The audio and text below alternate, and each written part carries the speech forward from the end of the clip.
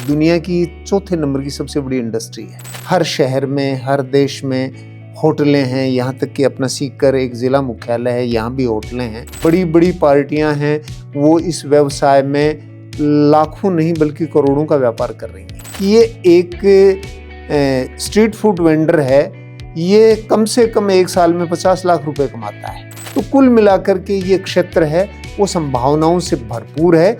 इसके लिए प्लानिंग बनाने में हर प्रकार से हम बच्चे की मदद करते हैं। नमस्कार, मेरा नाम है दिनेश और आप देख रहे हैं सीकर संदेश। अनएम्प्लॉयमेंट इंडिया की आज एक बहुत ही बढ़ती हुई समस्या है, लेकिन इससे निजात पाई जा सकती है अगर ज़्यादा से ज़्यादा लोग स्किल्ड हों।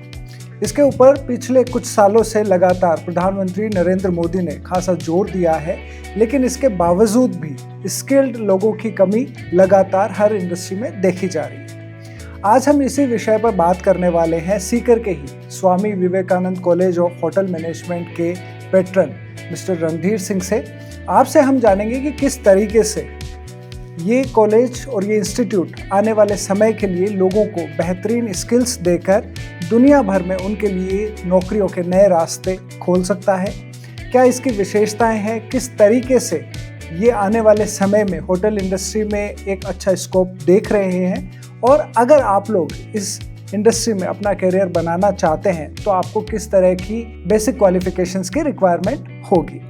सर के परिचय की अगर बात करें तो मैं आपको बता दूं कि आप हायर सेकेंडरी स्कूल प्रिंसिपल से आप रिटायर्ड हैं और आपने काफ़ी पहले पुस्तकें भी लिखी है। आपने 2002 में रोजगार के लिए शिक्षा नामक एक पुस्तक भी लिखी है और उससे पहले भी आपने और पुस्तकें लिखी हैं। शिक्षा और रोजगार से आपका काफ़ी पुराना नाता रहा है और आप समय समय पर करियर काउंसलिंग कर यूथ को मोटिवेट करते रहे हैं ताकि वो स्किल के ऊपर फोकस कर अपने लिए नई नौकरियों के रास्ते खोजना शुरू करें। सर, बहुत स्वागत है आपका सीकर संदेश को समय देने के लिए, बहुत धन्यवाद। जी नमस्कार, आपको भी और आपके दर्शकों को भी। जी सर, सबसे पहले तो मैं ये जानना चाहूँगा कि Swami Vivekananda college of hotel management, इसकी शुरुआत कैसे हुई और क्या बुनियादी खासियत है इस इंस्टीट्यूट की? दरअसल कोई भी प्रोफेशनल कॉलेज या एजुकेशनल इंस्टीट्यूट करने के लिए हमें वैसा प्रोफेशनल इंफ्रास्ट्रक्चर चाहिए।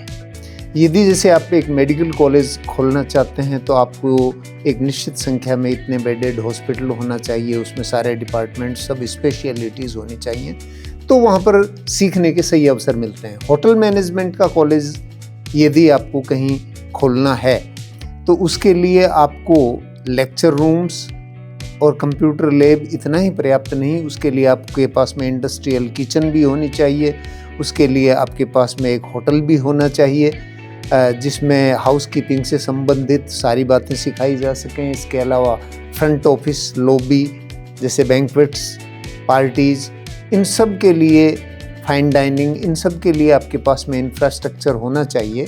और यहाँ सीकर में होटल हाईवे हवेली पर ये सारा इंफ्रास्ट्रक्चर मौजूद है।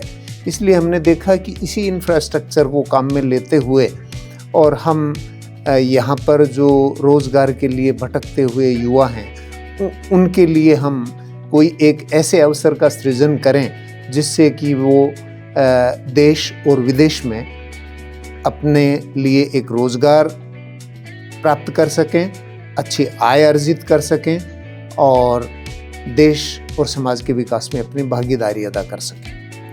होटल मैनेजमेंट जो टर्म है, इसे आप कैसे डिफाइन करेंगे? दरअसल होटल मैनेजमेंट शब्द थोड़ा सा पुराना है, जिसको वाइडर कंसेप्ट में हॉस्पिटलिटी सेक्टर कहा जाता है, आव भगत। तो इसमें मैं देखता हूँ कि ये है, एक तो दुनिया की चौथे नंबर की सबसे बड़ी इंडस्ट्री है। दुनिया का ऐसा कोई देश नहीं है जिसमें कि होटल मैनेजमेंट के स्टूडेंट्स के लिए, यानी हॉस्पिटलिटी स्टूडेंट्स के लिए जो पास आउट्स हैं उनके लिए अवसर न हो। हर शहर में, हर देश में होटलें हैं, यहाँ तक कि अपना सीकर एक ज़िला मुख्यालय है, यहाँ भी होटलें हैं। डाउनटाउन होटलें होती हैं, सबर्ब होटलें होती हैं, रिजॉर्ट्स होते हैं, बुटीक होटल्स होती हैं। तो ये होटल्स के तो अलग अलग रूप हैं। तो इन सब में रोज़गार के लिए अच्छे अवसर हैं और हॉस्पिटलिटी सेक्टर के जो स्टूडेंट्स हैं, प्रोफेशनल्स हैं, उनके लिए मुख्य रूप से इसमें 4 सेक्टर हैं। एक तो है फूड एंड बेवरेज प्रोडक्शन, जिसमें भोजन और पेय पदार्थों का निर्माण आता है, और दूसरा है फूड एंड बेवरेज सर्विस, जो भोजन सर्विस है, फाइन डाइनिंग है, कैटरिंग है, इनसे जुड़ा हुआ है। तीसरा है हाउस कीपिंग। हाउस कीपिंग में हम किसी होटल के एस्थेटिक एस्पेक्ट यानी साज सज्जा और उसके आकर्षण को बनाए रखने के लिए, उसको मेंटेन करने के लिए काम करते हैं। इसी प्रकार से एक है होटल में फ्रंट ऑफिस, जहाँ पर अतिथि आते हैं तो उनका सत्कार, उनको रूम तक पहुँचाना, उनकी बिलिंग इत्यादि कार्य, उनको कोई कंप्लेंट हो तो ये बीच में एक इंटरमीडिएट का काम भी करता है और दूसरे डिपार्टमेंट्स के साथ में अपने कस्टमर्स को, अपने गेस्ट्स को अच्छी सेवाएं दिलाने के लिए कई प्रकार की ये भूमिका ये डिपार्टमेंट अदा करता है। तो कोई भी होटल प्रोफेशनल है वो जैसे डिग्री करता है, तो आजकल पहले से थोड़ा सा ढर्रा हट करके आया है, यूनिवर्सिटीज़ भी हैं वो BWOC bachelor of vocation in hotel management, ये 3 साल का डिग्री कोर्स संचालित करती हैं और इसके अलावा डिप्लोमा कोर्सेज भी हैं। आपके इंस्टीट्यूट में कौन कौन से कोर्सेज ऑफर किए जाते हैं? हमारे इंस्टीट्यूट में दोनों ही प्रकार के कोर्सेज हैं।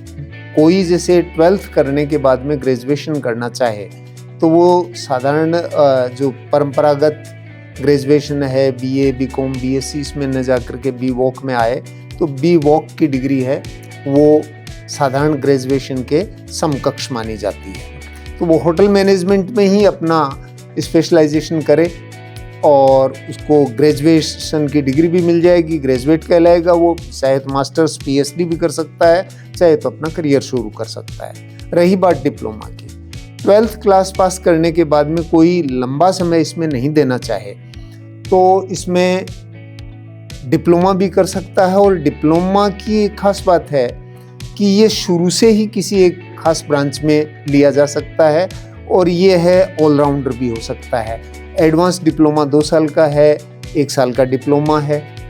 तो डिप्लोमा इन होटल मैनेजमेंट भी है, advance diploma in hotel management है 2 साल का, और फिर किसी एक क्षेत्र विशेष को वो चुन करके शुरू से ही उसी में अपना करियर बनाना चाहे कि एक ने तय कर लिया कि मुझे तो फूड एंड बेवरेज प्रोडक्शन है, इसी में ही काम करना है, तो वो सीधा food and beverage production department को ज्वाइन करे और वो diploma in food and beverage production करे। इसमें हर प्रकार से कुकिंग है, बेवरेज प्रिपरेशन है, ये सब सिखाया जाता है और ये एक स्किल बेस्ड काम है और अच्छी जिनके हाथ में स्किल है वो इसमें लाखों कमा रहे हैं। यहाँ पर मैं आपसे के सामने एक प्रश्न रखूं, संजीव कपूर का नाम कौन नहीं जानता? जी बिल्कुल है।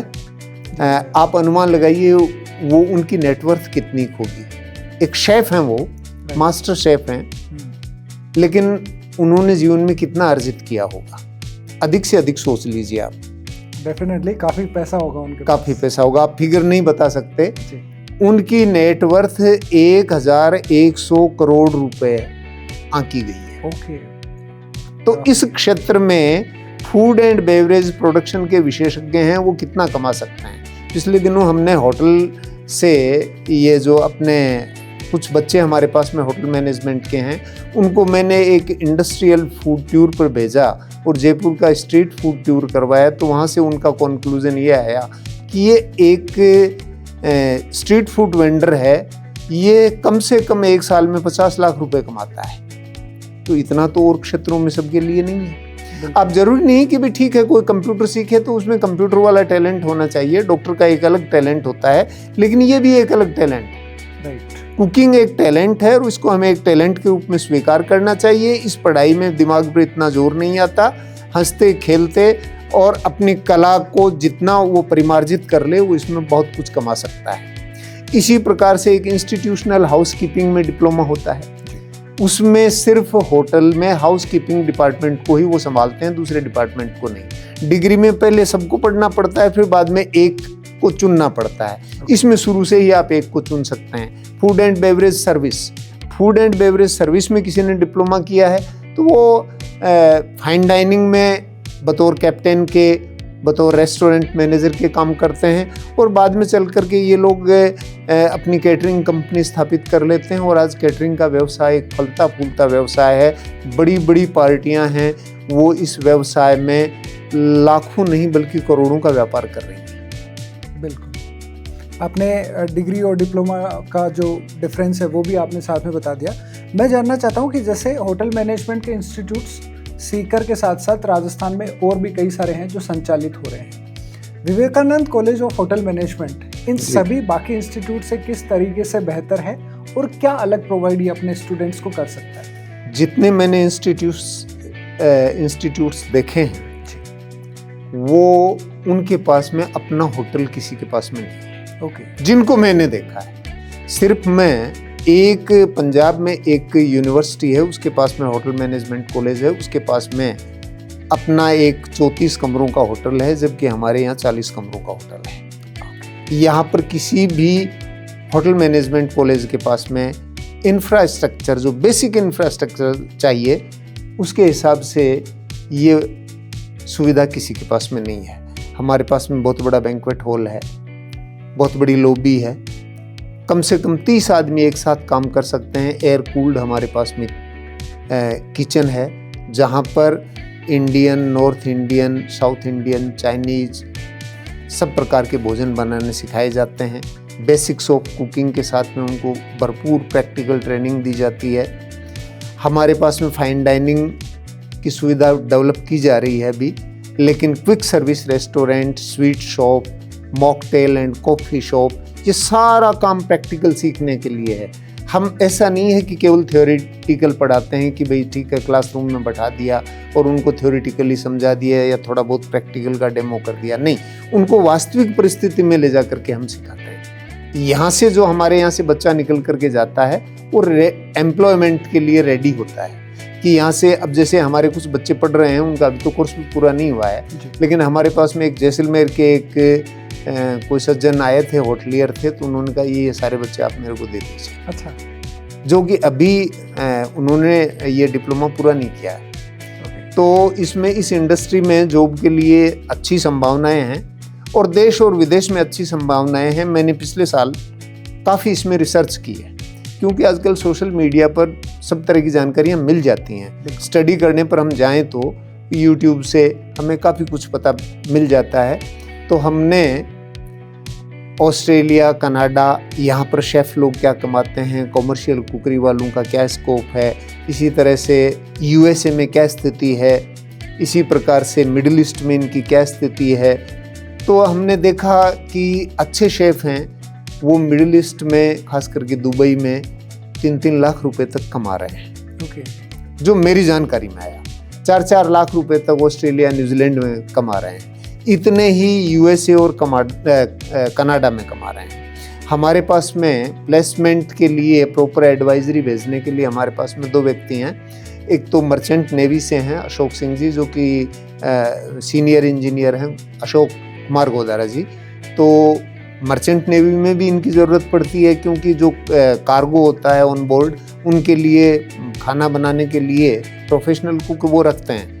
तो मर्चेंट नेवी का क्या ट्रेंड चल रहा है उसकी तो जानकारी हमें वो देते हैं। और दूसरे हमारे एक एडवाइज़र हैं, ये अजय सिंह जी चौहान, जिन्होंने श्रीनगर से होटल मैनेजमेंट में डिप्लोमा किया था और उसके बाद में अब वो लंदन में है इस समय।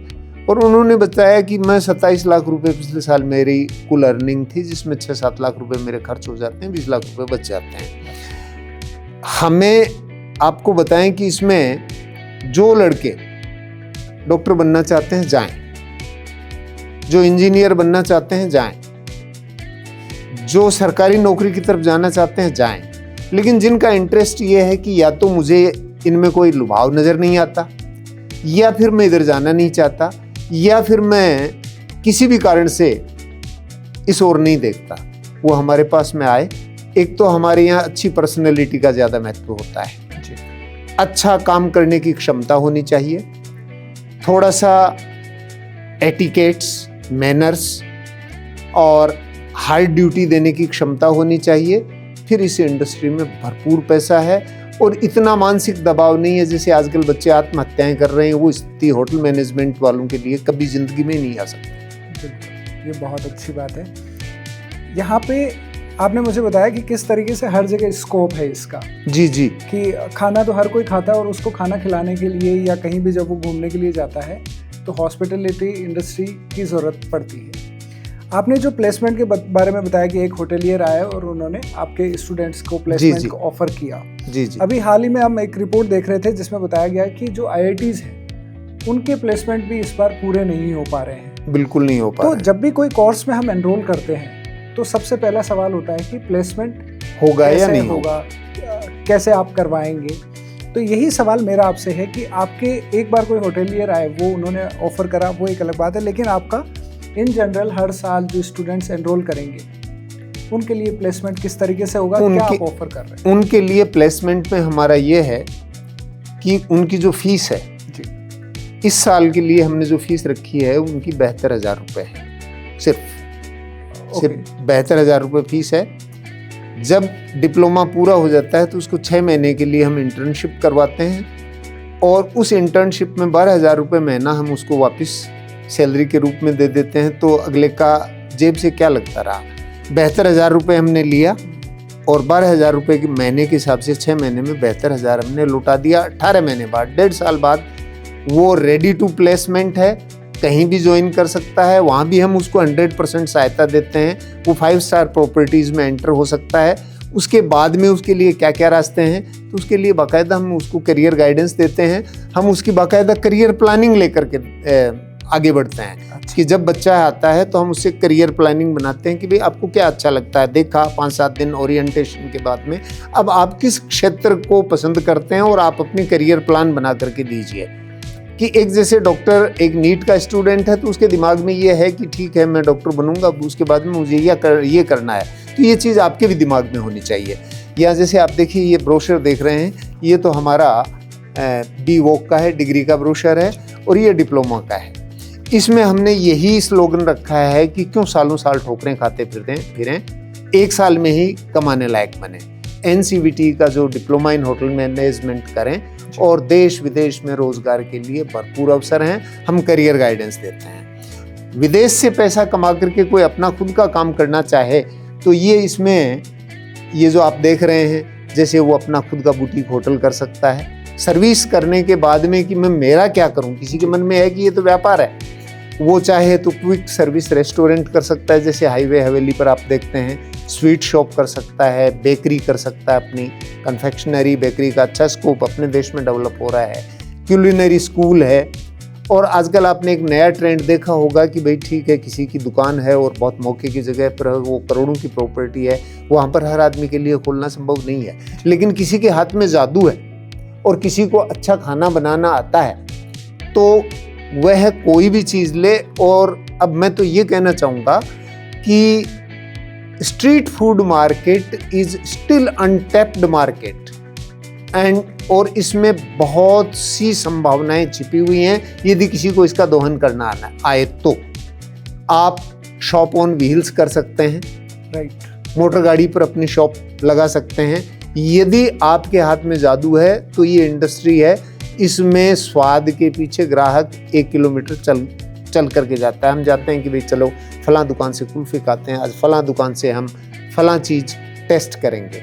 इसी प्रकार से कैटरिंग कंपनी अपनी कर सकता है।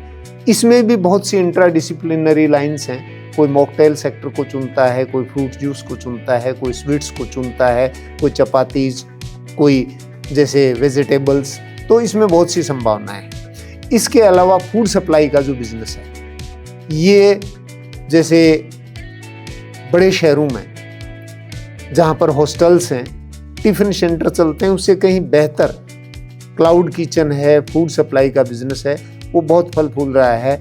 और हॉस्टलों में ही नहीं बल्कि हॉस्पिटलों में भी फूड सप्लाई का बिजनेस अच्छा चल रहा है। बैंक्वेट हॉल, आजकल बड़े शहरों में रईस पार्टियां हैं वो बैंक्वेट्स में करते हैं। और इसके अलावा बार है, बड़े शहरों में बार का बिजनेस है वो अच्छा है। इसी प्रकार से कॉमर्शियल लॉन्ड्री एक धुलाईशाला है और ये भी अपने आप में इसी इंडस्ट्री से जुड़ा हुआ एक व्यवसाय है। इसके अलावा क्रूज शिप्स पर आप सर्विस कर सकते हैं, अपना आगे चल करके टूरिज्म पर थोड़ी सी स्टडी करके और आप अपना एक रिजॉर्ट खोल सकते हैं। और रिजॉर्ट्स में अच्छी कमाई है। हॉलीडे पर जो लोग आते हैं 2-2, 4-4 दिन के लिए, वो रिजॉर्ट्स में रुकते हैं। इसी प्रकार से ऑनलाइन कुकिंग क्लासेज, कई अच्छे शेफ़ हैं वो ऑनलाइन कुकिंग क्लासेज चला रहे हैं। फ्रोज़न फूड का एक अच्छा बिजनेस अब आ रहा है सामने और ये डेवलप होगा। इसी प्रकार से हेरिटेज टूरिज्म है। तो कुल मिलाकर के ये क्षेत्र है वो संभावनाओं से भरपूर है। इसके लिए प्लानिंग बनाने में हर प्रकार से हम बच्चे की मदद करते हैं।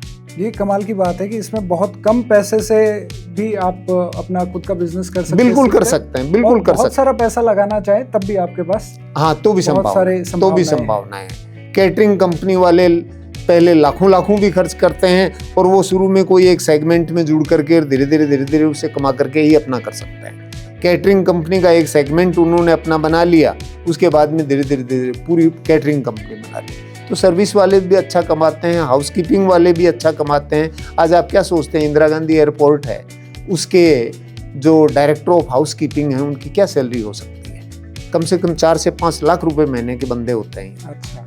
और ये फैसिलिटी मैनेजमेंट में MBA ये होटल मैनेजमेंट वाले ही करते हैं। एयरपोर्ट संभालना है और ये कॉरपोरेट ऑफिसेज है और सारा वेल टू डू उनके वहाँ पर हमें मिलता है। वास्तव में इसमें संभावनाएं हैं और आज हमारे युवक हैं उनको इस चीज़ की जानकारी नहीं है कि होटल मैनेजमेंट के क्षेत्र में आकर के वो बहुत कुछ कर सकते हैं। और एक बात मैं यहाँ और भी स्पष्ट कर दूं कि यहाँ पर हम कोई बच्चों से प्रैक्टिकल के दौरान, जैसे कईयों के दिमाग में ये ख्याल रहता है कि वहाँ से तो जूठे बर्तन उठवाए जाते हैं या जूठे बर्तन धुलवाए जाते हैं, ऐसा कुछ नहीं है। हम ये चीज़ें हमें सर्विस करनी है तो भोजन परोसने का काम है, वो हम बाकायदा रोल प्लेइंग के जरिए सिखाते हैं। तो जिसमें बर्तन जूठा हुआ बर्तन ऐसा कुछ नहीं होता। स्टूडेंट्स हैं वही गेस्ट बन करके बैठते हैं, वही फूड सर्व करने वाले हो जाते हैं और एक्चुअल उनको मैनर्स सिखाए जाते हैं। यही रोल प्लेइंग में हम मैनर्स हैं वो उनको ये अपना जो फ्रंट ऑफिस है इसके सिखाते हैं। हाँ,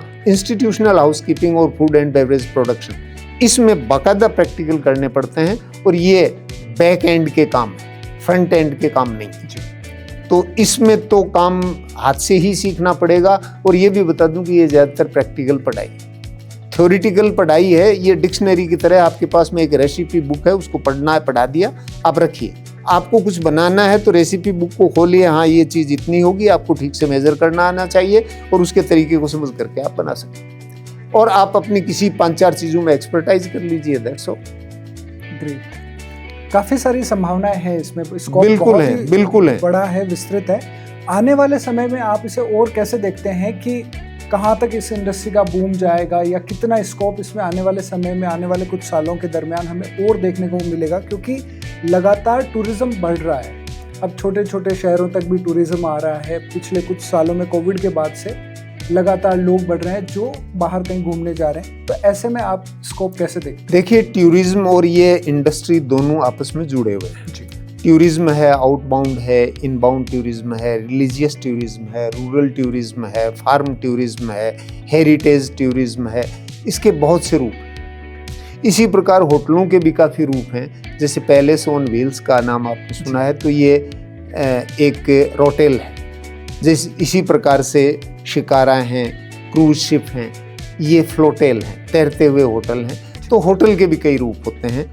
अब रही बात ये कि इसकी भविष्य की संभावना है, तो ये क्षेत्र है वो बढ़ेगा ही बढ़ेगा।